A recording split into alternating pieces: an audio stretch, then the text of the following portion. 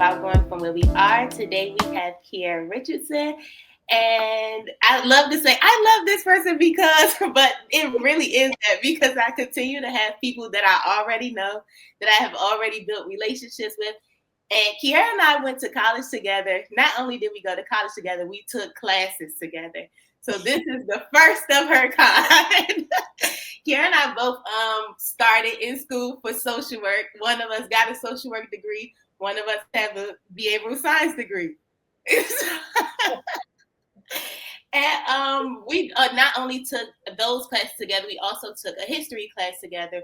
Mm-hmm. And when Keara and I see each other, we always go, "Hey, Queen," because in this class, they talk to us basically to stop degrading each other and stop calling each other out our names. You know, we say, "Hey, B, hey, this, hey, that, what's up, my N-word," you know. But she challenged us to make a conscious effort. I don't even remember that was probably like our sophomore year of college. Mm-hmm.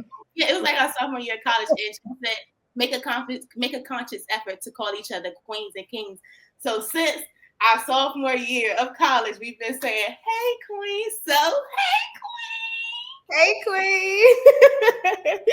Yes. So, Keara, can you let us know a little bit about yourself and what made you decide? Oh, let me go back into that. So it is Women's History Month and Social Workers Month. So of course, Keara is perfect for this topic.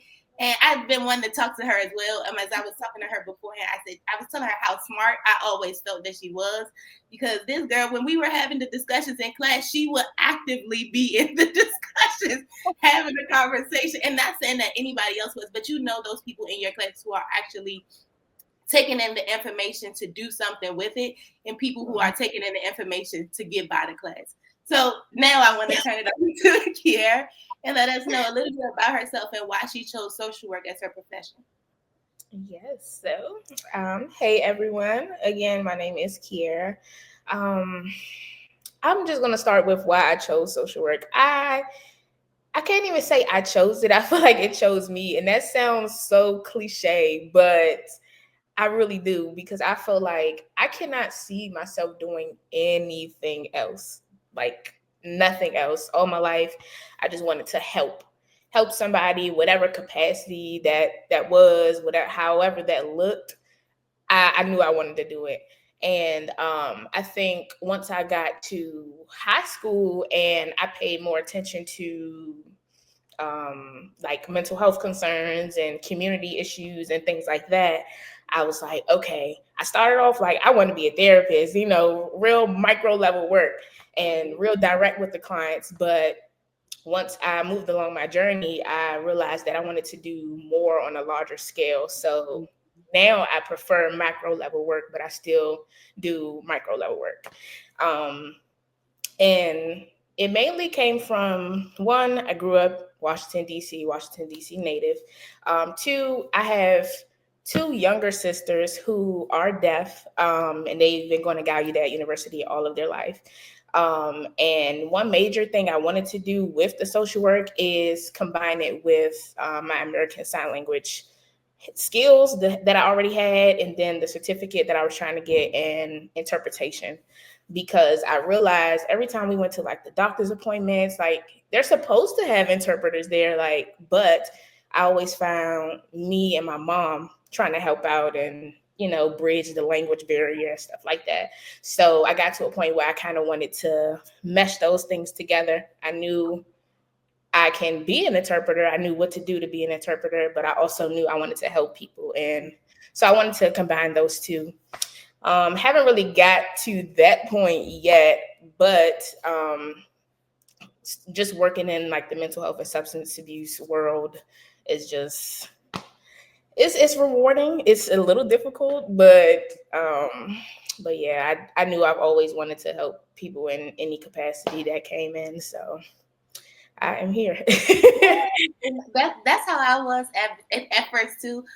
I saw, I don't know if you ever saw Losing Isaiah. Have you ever seen Losing Isaiah? Yes, I did. I saw Losing Isaiah when I was probably like 12, and I was like, I'm going to be a child advocate lawyer.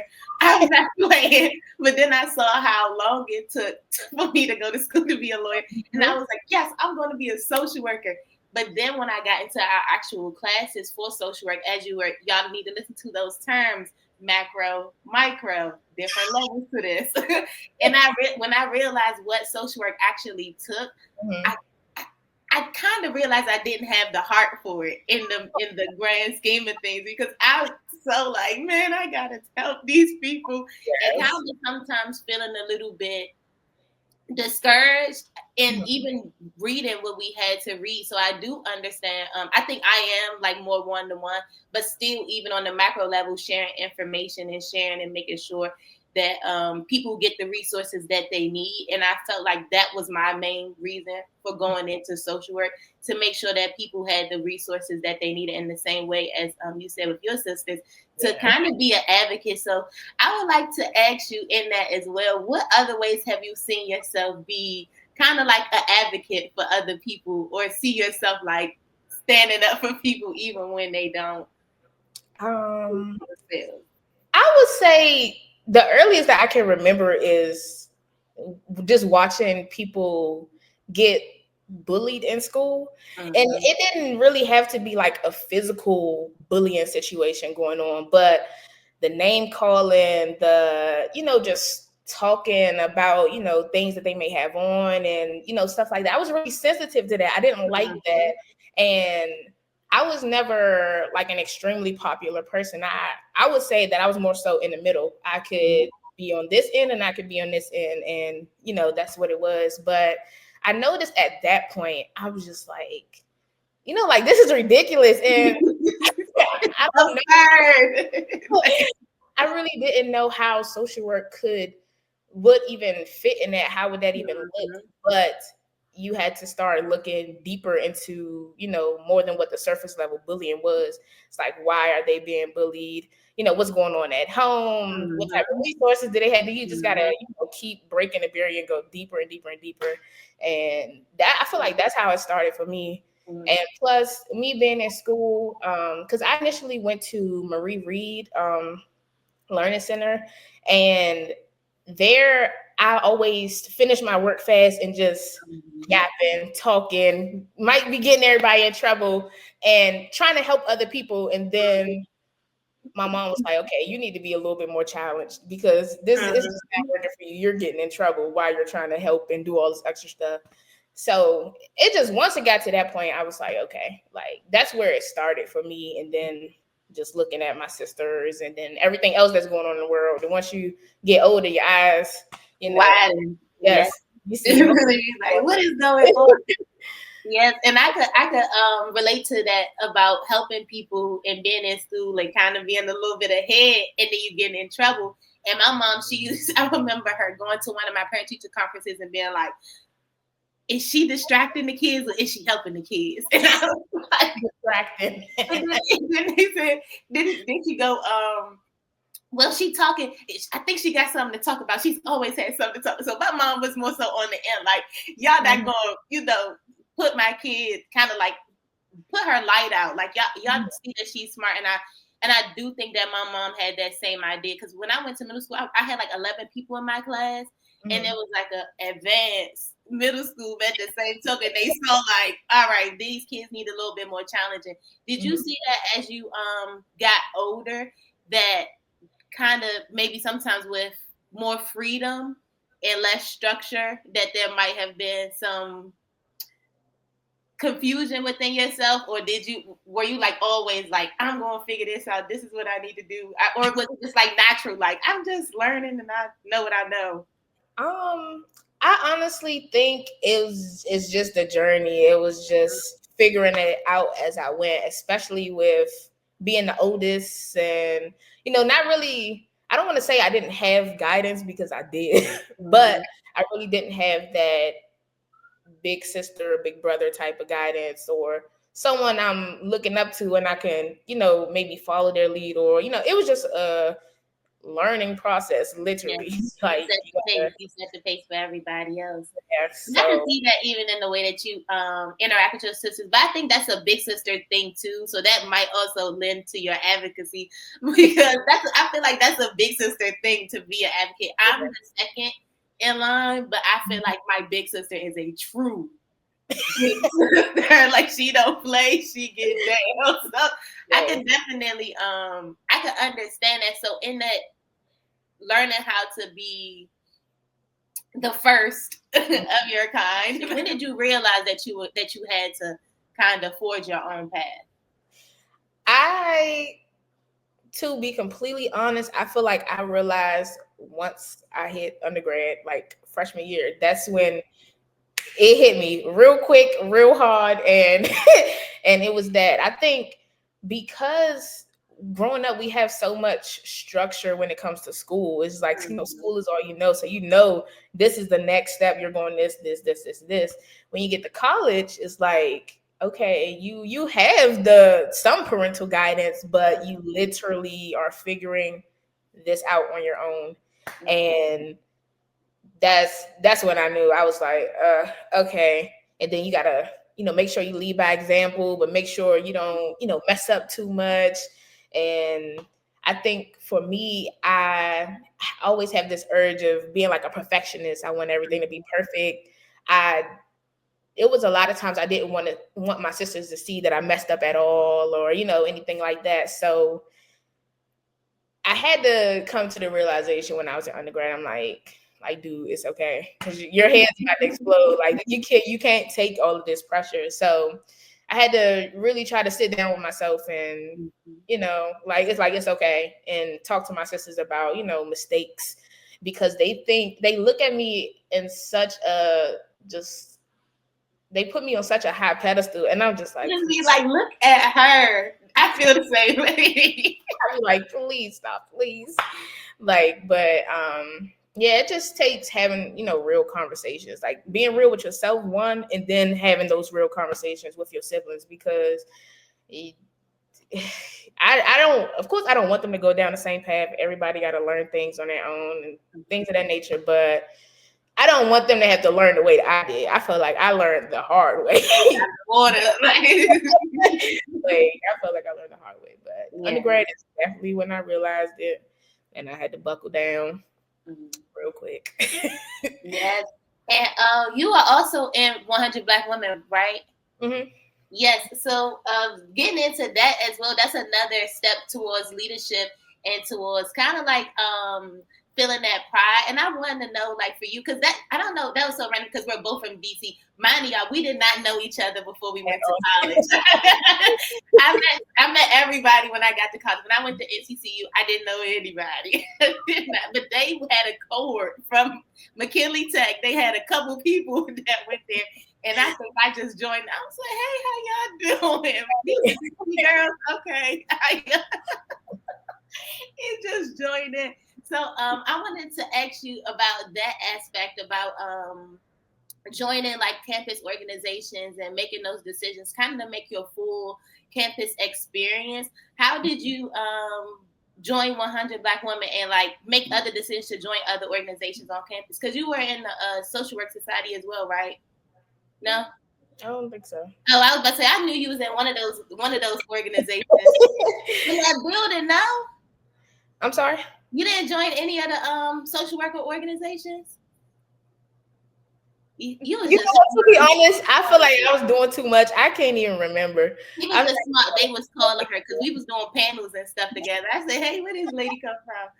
But yes, can you talk to me about like your decision making on joining different organizations on campus and like kind of making a different environment for yourself there? Yeah, of course. So 100% transparency. I did nothing freshman year.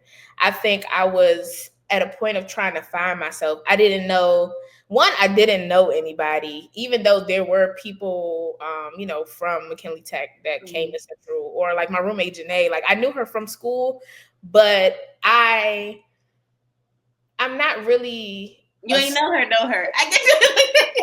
I'm not really a social person. I didn't befriend people. I wasn't going out to talk to people. I feel like going to Central was such a culture shock for me. And I was like, okay. And I had to get adjusted. And it took me my entire freshman year to get adjusted.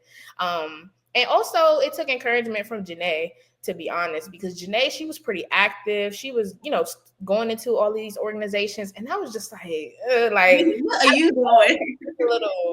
I would say I was a little fearful of the unknown, and it was also Mhm. like a rejection thing. Like I didn't want to just, not get into organizations or anything like that. So freshman year, I didn't do anything, but I did get a little urge of confidence, and I joined Curve Appeal, the plus size You modeling group.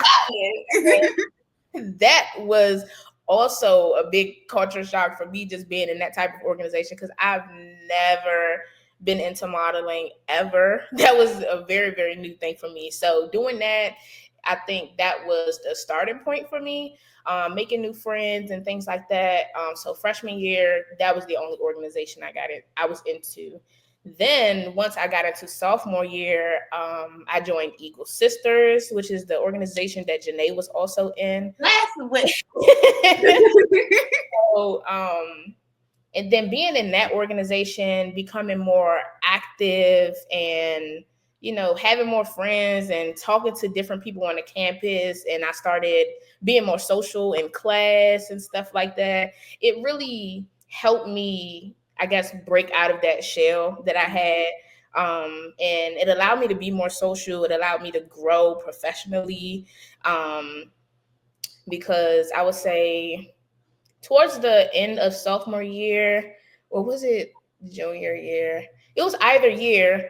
Janae and I both were on the executive board, and she didn't want to be the president, but I believe I ended up being the president. She was the vice president because she was also on another executive board. Mhm. So it was just like going from not being social at all, not being into any organizations, to being the president of one organization. I was like, whoa, that was big for me. And then once I was into that, then I started the process to join Collegiate 100 Black Women, and I think that was phenomenal, like great for me as far as like professional development, like that. It was a really, really good experience. Like, of course, you meet new people and things like that, but you go through like the resume building, more community service, and it's like it's a requirement. Like these are things that you have to do, but it makes you want to do them once you already start doing them.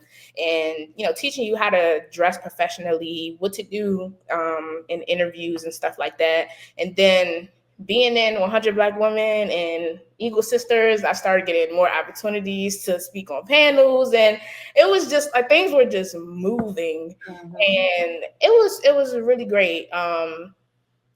I was sad that I ended up graduating a semester early, so I wasn't able to finish out my full presidential reign at Eagle Sisters, but it was a great experience being in these organizations, and I wish I'd done it sooner. I wish I started freshman year, but I said freshman year, but I'm just glad I did it when I did. And, I just didn't give up on, allowing myself to be open to all of these new things. So those were amazing, great experiences. And that's how I got into them. I asked her those questions because it's always interesting to see how people decide to, I don't want to even use the word congregate, but get around campus and how they decide to make friends. And it's interesting because you'll be involved in these organizations, and these are also the same people that you're taking classes with. These are the same people that you'll also network with in the future. And then you never know. Like Keara and I were both now knowing presidents. I wish I would have known that more in my brain when we were in school, because then we could have collaborated more. And we never know, you never know how friendships and how relationships develop as you move on. Right. So you said that you graduated the semester early. I know you was like, hallelujah, when you turned around and saw what's going on. I really what are y'all doing? But yes, so you graduated the semester early. Was that a conscious decision, or was it like the papers just lined up just perfectly that you were like? I think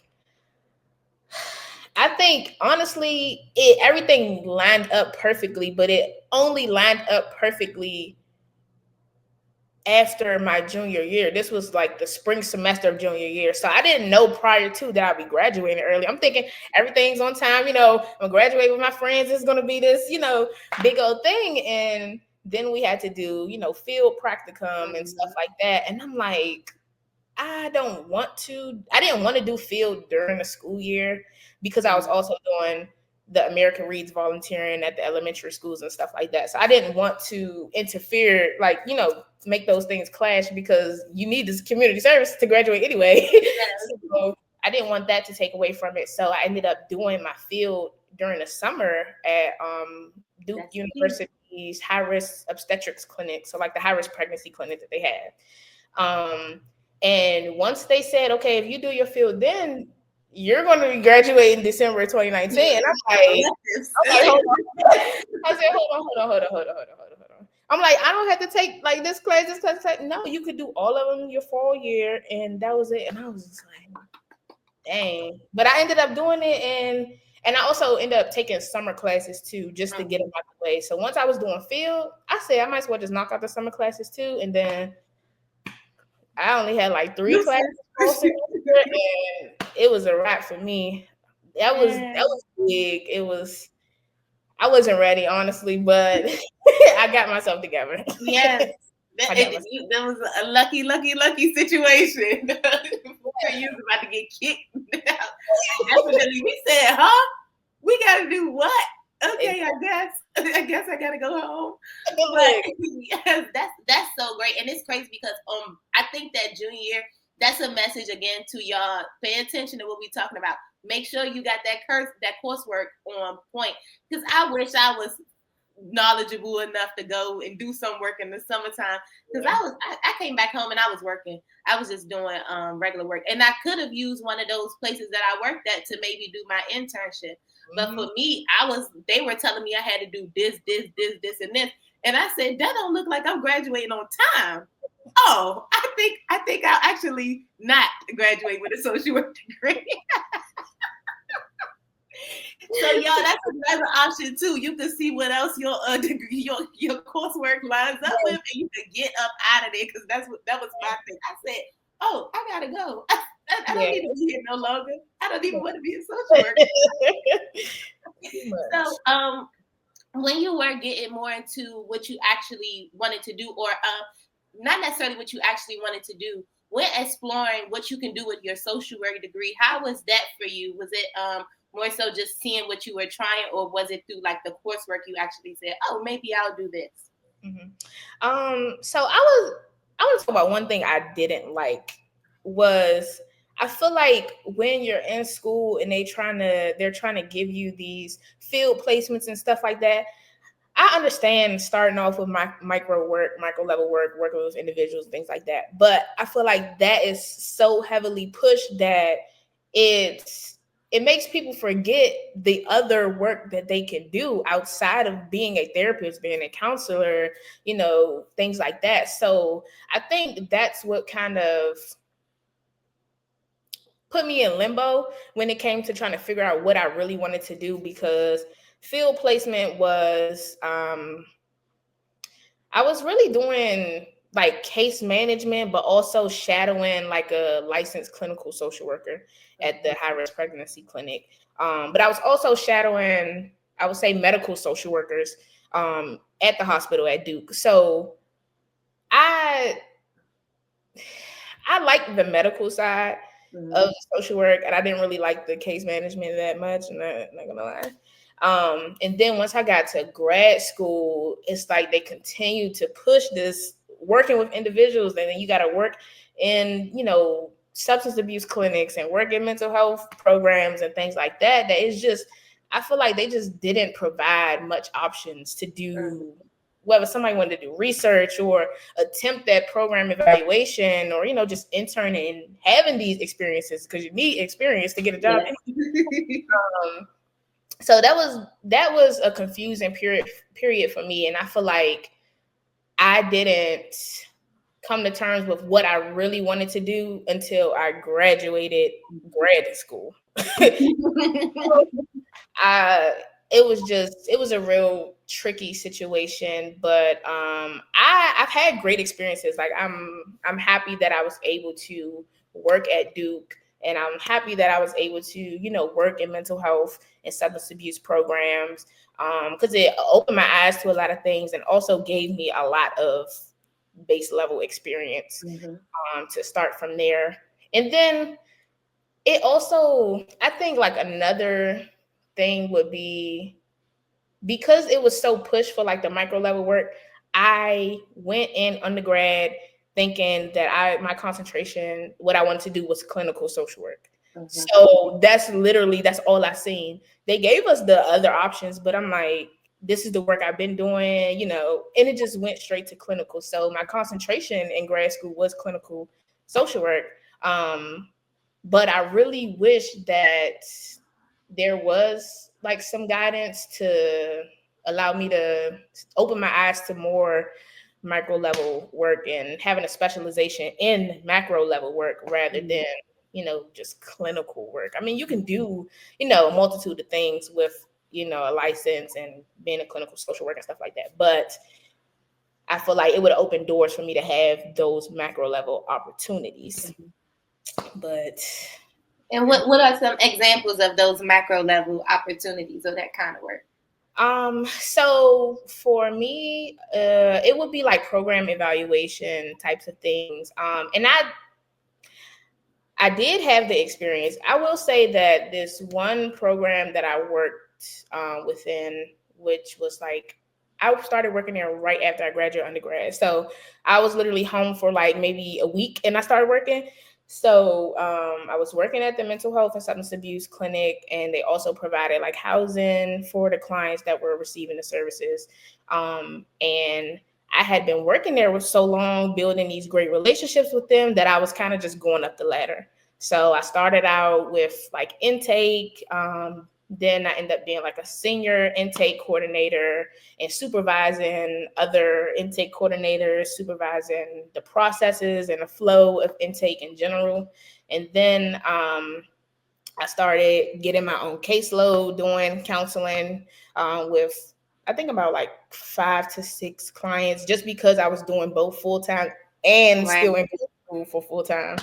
And then I ended up, I was just going up the ladder. So I ended up being an interim program director for the mental health and substance abuse programs that they had at the clinic. And that is macro level work. And I think it was a great experience because it allowed me to really connect with the other providers on a different level.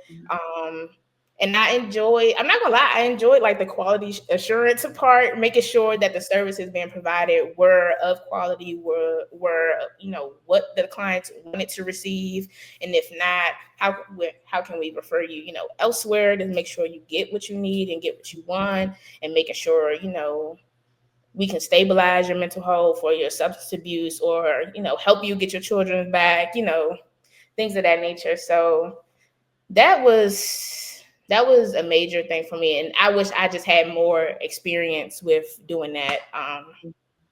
Just doing more with the program evaluation. That's where I liked it. And then I was also, I don't even know how to put it. I guess I don't want to say the face of the program, but when it came to speaking with other programs and connecting with other providers and things of that nature, they were sending me out to have these conversations with people and, bring in more clients and kind of collaborate with other programs so we can do like wraparound services for all the clients that we had. So, it was a really good experience. I just wish that I had done that more than just only working with individuals majority of the time. So. Okay. Thank you for that. To you, what makes a great helping professional? What makes a great helping professional? I would say making sure that you stay on top of the issues and concerns that are going around in the community, making sure you're well aware of the different ethnic and cultural issues. Like, you got to stay up on that, making sure you continue doing your trainings so you're always informed. I think that's the biggest thing, is making sure you're always absorbing new information about everything that's going on, and not just absorbing information strictly for therapeutic strategies or anything like that, because things are changing all of the time. So I think, making sure you stay up on your information, doing your trainings and things like that. But also networking, I would say that would be like a really big thing. Meeting new people, because you never know how you can impact people on a different level, or how you can assist with somebody else's work, even if you're doing like contract work or something like that. So I would say obtaining like the information that you need, doing the trainings and stuff like that. But also another major thing is licensure. That is a big thing. Because I feel like you can be the best helping professional you are, but if you don't have a license, it always keeps you from going to that next step. It's like you would keep going up, but it's going to stop you right here every single time. So I would say, just making sure you obtain your licensures and stuff like that as well. Those are 3 important things. And then on the other end of it, what is a skill that you see, that you've seen since you said you have managed? What is a skill that you see in people that you're like, maybe I wish people would pay more attention to, maybe the way that this comes off or the way that this comes out?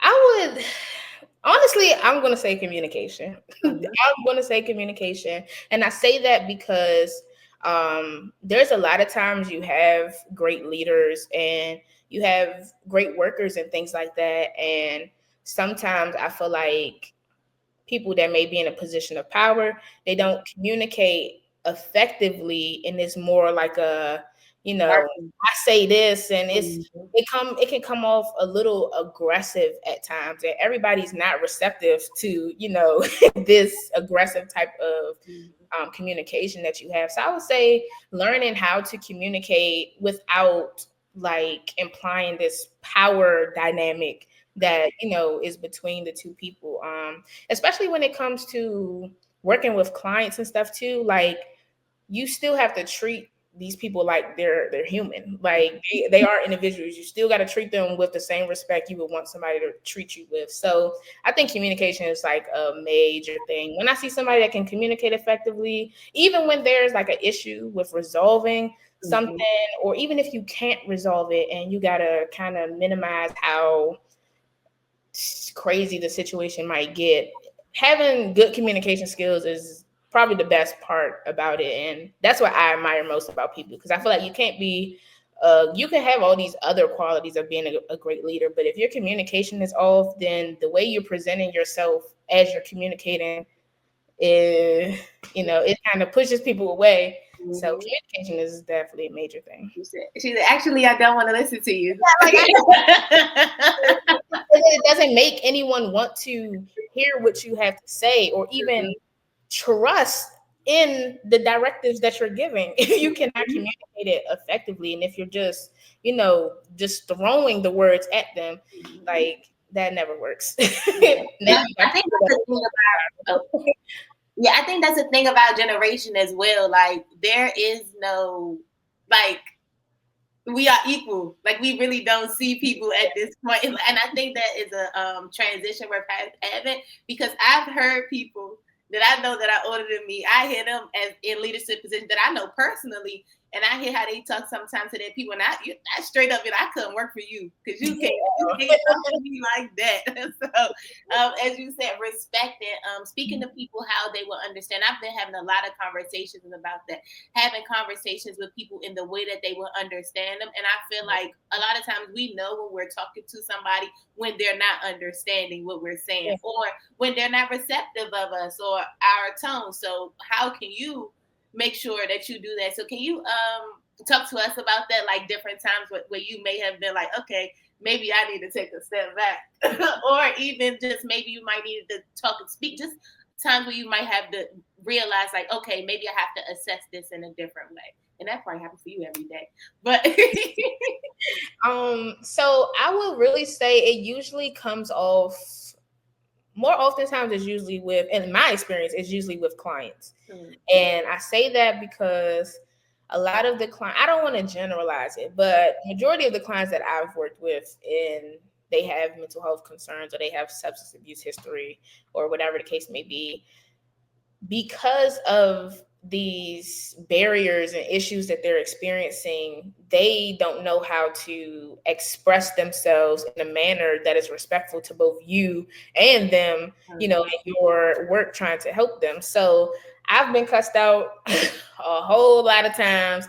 I've been called all types of names. I've been threatened. And it's just like, you got to maintain your professionalism, one, but you also don't want nobody to play with you. That's two.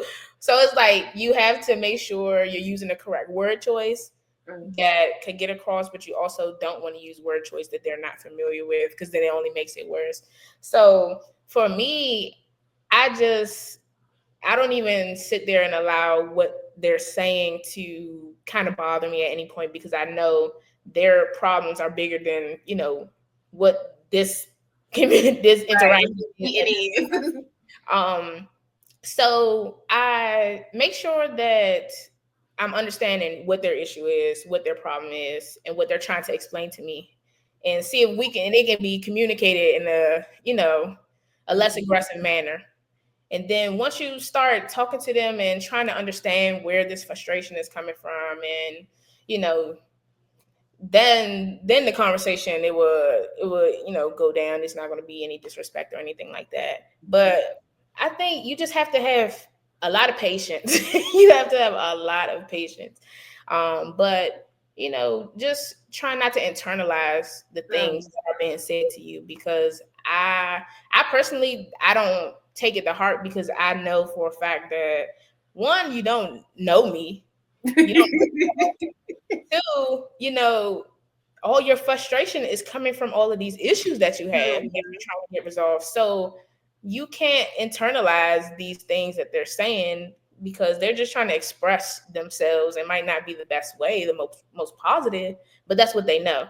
And you always got to meet them where they are, and then you can work from that point.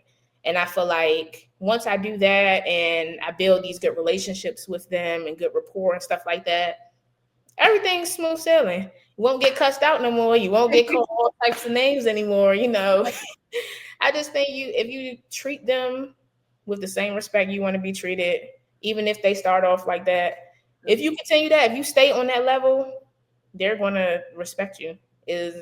But once you get all amped up, get aggressive with them, then it's just clash, clash, clash, clash, clash. It's not gonna go anywhere. Yeah. I was just talking about that, about the effects of substance abuse and addiction in one of my recent videos. And I was talking about how when you overindulge in substances, it messes up your chemistry.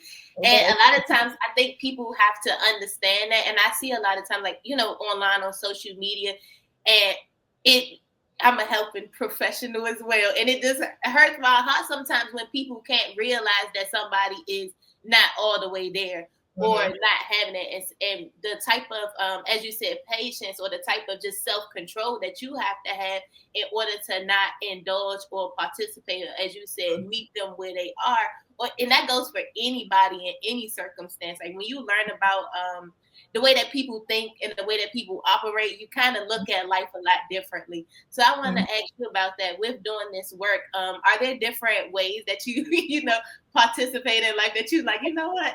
It's just naturally, maybe you just act differently because you're like, I know better. Yeah. So can you let me know some of those spaces where you might do better because you know better? I think it's literally at any point. I feel like it's so a part of me now. There's no turning it off, unless I'm with family or friends. Then it comes to a point where, do you want me to be this, or do you want me to do that? You take your pick, and then you'll go from there. Especially when it comes to like these big like social media things that are going on, and like how they talk about Kanye West and his behaviors and how erratic he may be and stuff like that.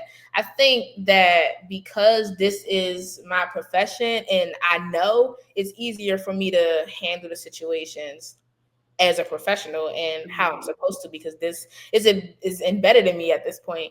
I think because there's a lack of knowledge in the community, everybody doesn't handle situations the way you would ideally think it's supposed to be handled to Mhm. avoid any additional confrontation or any issues and stuff like that.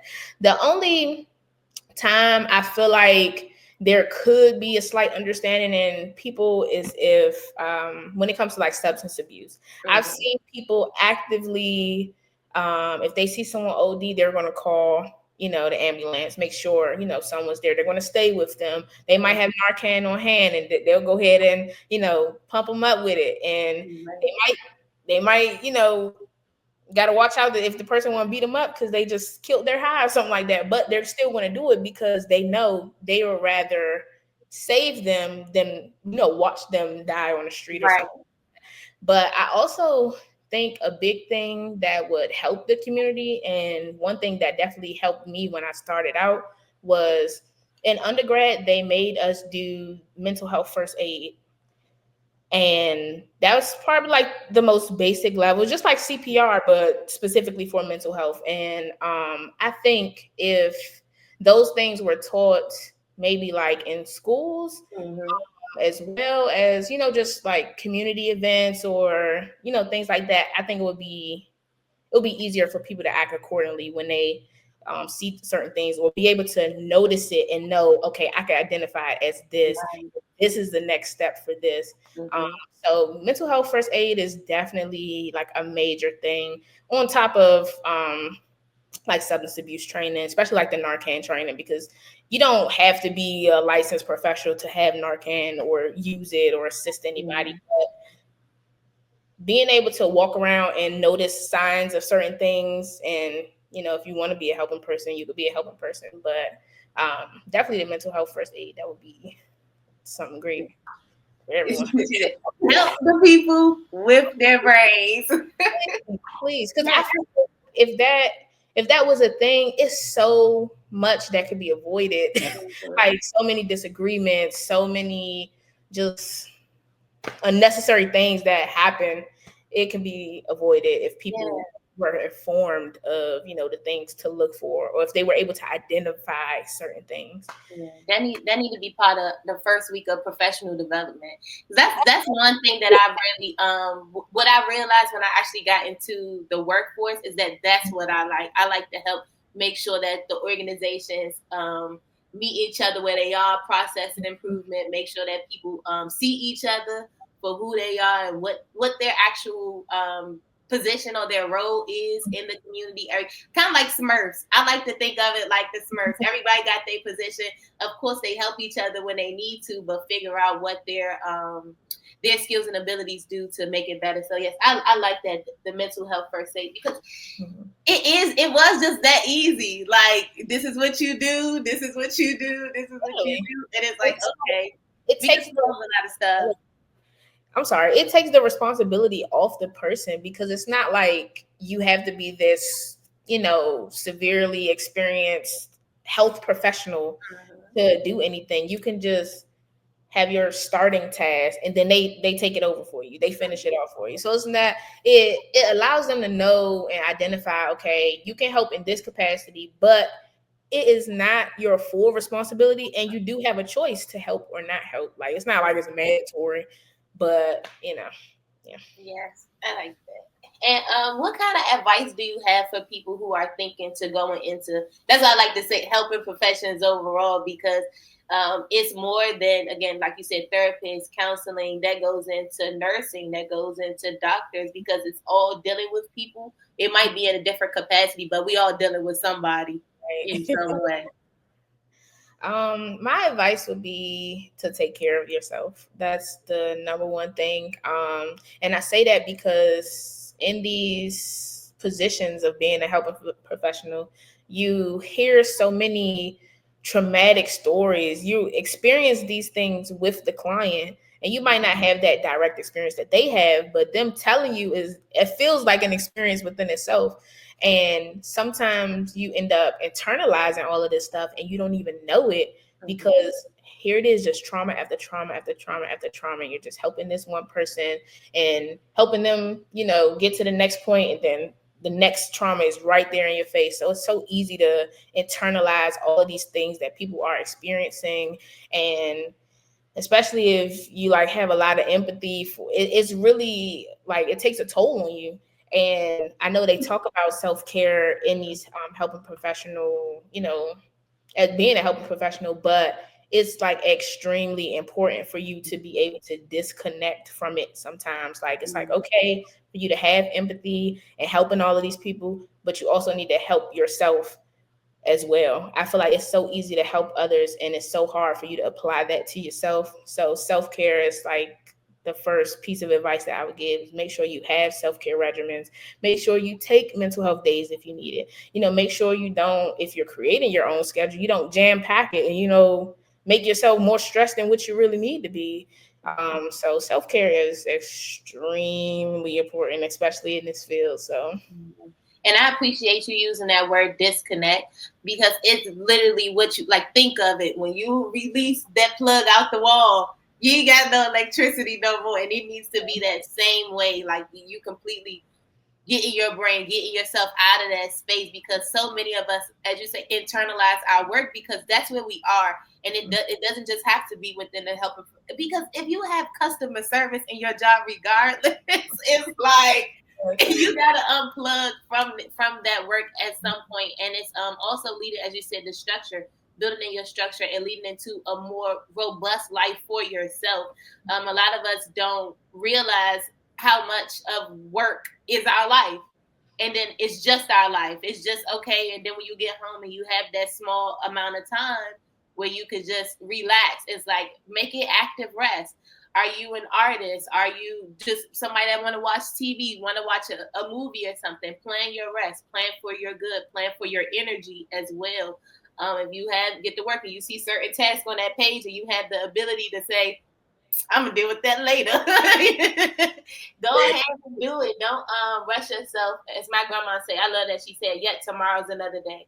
She always says that tomorrow's another day, and I thank her for that, because then it said we still have time. So of course, keep up on your deadlines, but like Keara said, like get your time in for yourself. Like make it an active thing, and ooh, dropping stuff.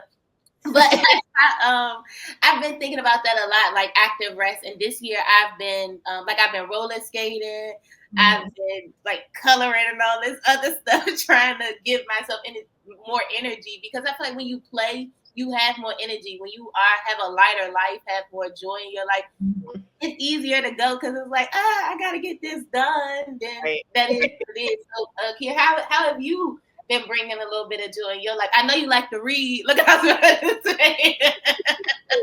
Yes, reading is definitely the number one thing, because it literally allows me to disconnect from the outside world, and I'm into a whole world inside this book.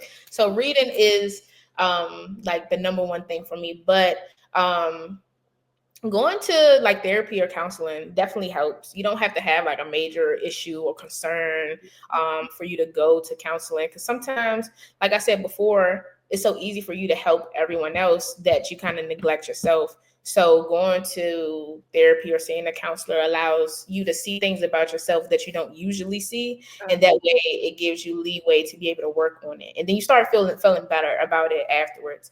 And also, just like you say, like planning to do stuff outside of work, even if it's during a work day, and it doesn't have to, not during the work day, but the work week, instead of just always waiting for the weekend to come. Because even if you have a stressful day at work, or you're going to be at work all day, you have something to look forward to after the work day. So that it makes the load a little lighter. And then also creating boundaries, making sure you have boundaries. That's another thing that makes it light with the self-care, because if I work 9 to 5, you don't turn the phone on till 9 a.m. and you turn it off at 5 p.m. Early, like, and you don't touch it until the next day, till you got to go back to work. So creating really good boundaries, making sure you schedule activities that you want to do, that you like to do. And I think another thing for me was, I like to experience things with people and like my friends and stuff like that. And I had to learn, sometimes it's okay to do things yourself, just by yourself.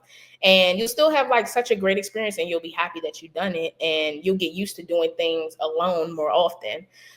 So yeah, planning stuff, reading, definitely a major thing. Boundaries, definitely, but making sure you plan stuff. That way you can't back out, especially if you pay for it first. Yes.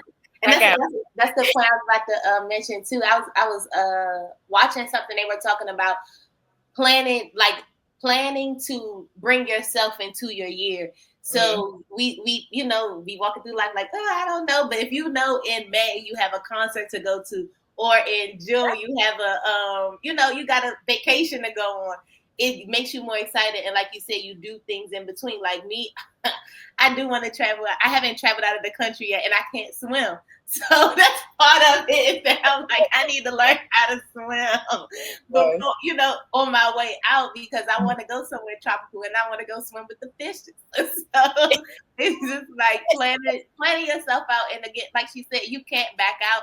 And that's also a great tip for adulthood. If you can pay for things in advance, that way that when you get there, you don't have no worries. You just go, it's already paid for. And again, what she said about doing things by yourself, I'm planning to have a chat soon about, are you comfortable in your own company, and becoming more comfortable in your own company. And it's like, what are your thoughts when you're by yourself? Are you still stressed when you're by yourself? What does that by yourself atmosphere look like? Because I know for me, there have been times when my home, while I'm by myself, I'm falling out like, oh, I don't know what I'm going to do. I don't know what I'm going to do. And other times I'm in here thinking I'm Picasso, trying to figure it out. But that's as time went on, and as I understood how to manage my issues, how to go about different things. And of course, when you have, I would take responsibility early so that you don't have to worry later. That's kind of the key to adulthood. I'm kind of figuring it out. I feel like that's the key, being responsible for yourself. And as you heard from Keara, is just like every time she was able to make a step, she figured out what she can do in order to make herself get to that step. And in doing what she needed to do, there were surprises where she could graduate early or had different work opportunities. And that was a thing for me as well. Like going to a job where I thought, or doing something where I'm like, oh, I should have been doing this when I'm like 40, but no, you're doing it at like 24, 25. And it's like, wow, it opens your mind up to so much more things to be like, what else can I do? So Keara, I see we get into that time period. But I just want to ask, where can we see you growing from here? From here is the first step for me. The first goal is obtaining my license. And again, complete transparency. I have taken my licensure exam twice. The first time was right after I graduated from grad school in 2022. And I think I might have failed by like 10 points. I was like I was so determined, like, yeah, I got this, like, and I seen that fail. I was like, oh my God. And I got discouraged. I'm not going to lie. But I picked myself back up the following year. I studied again. I took the exam the next year, and I was off by like 3 or 4 points. And I said, dang, like, I was so mad. But, and after that, I was like, completely discouraged, because it was the same year I had lost my grandmother, and I was just like, I said, you know what, forget it. But I noticed that everything that I want to do, I can't go to the next step if I don't finish this step first. So found the motivation again, found the resources that I needed, and just actively just working on it, staying down, making sure I study my scheduled times and things like that, so I can obtain my licensure on this third attempt. I don't want it to be another attempt. Well, you know what they say, third time's a charm. So that is the next step for me. And then once I do that, I feel like so many doors will open. I've had so many opportunities already, but it's like, give us a call back when you get your license and we'll go from there. And I'm like, you already know, just take me. But I feel like a whole new world is going to open once I obtain my license. And that's for anybody. Mhm. A whole new world opens as soon as you get your license. So that's the next step for me. But that's far as professional. As far as personal, I'm just trying to live my life. I'm trying to have more experiences, do more, experience things, try to get away from being scared to try something new and trying something individually, by yourself. So I'm ready to live. No, but really, because when you hit this, like, when your birthday again? September 18th. Yeah, I knew you was Virgo. When you were talking earlier, I remember I was like, I knew she was Virgo. So, yes, but when we learn it, we in that 27 range at this point. Well, I'm 27. She will be eventually. But when you get into like this end of your 20s area, it's like you really see. Again, like I said, be responsible for yourself. You can have all the fun in the world that you ever could have, but that's the hard part, being responsible and learning now. But once you like, okay, we got a little foundation, let's live. And I feel you in that too.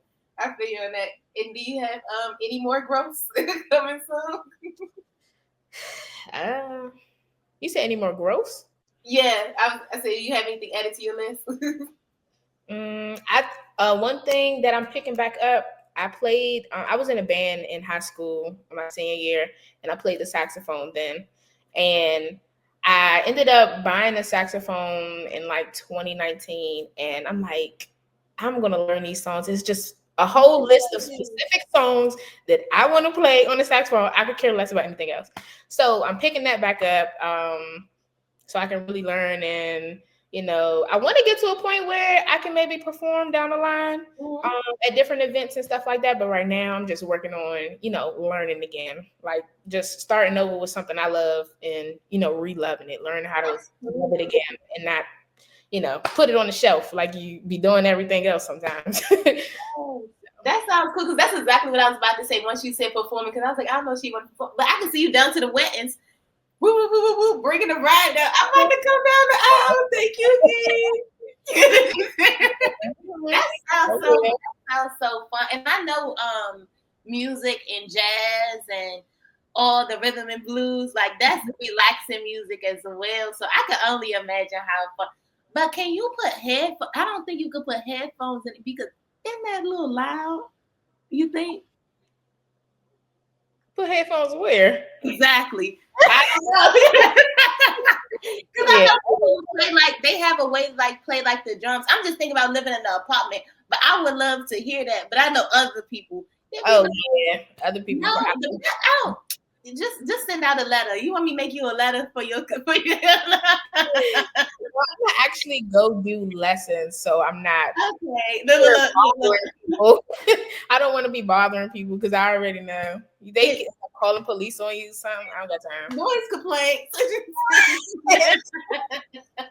I'm gonna be blowing down. They won't be invited to the concert. They won't be invited. Hey, did you call on me? Nope, off the list. Lift up your window and be out the window.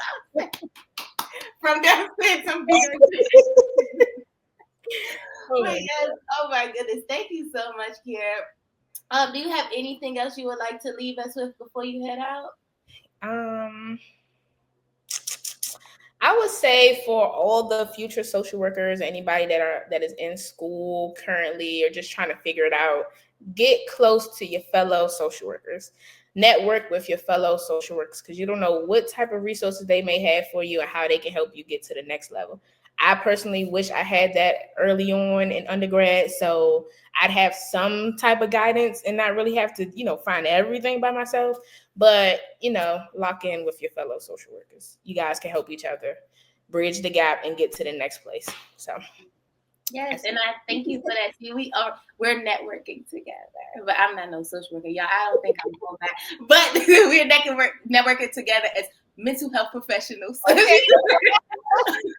But thank you so much, Keara, again for not only doing the work and being a social worker, but being able to inspire other people's lives and live in the way that you think that other people should as well. I agree because I am inspired by you. So thank you everyone for tuning in and keep growing, friends.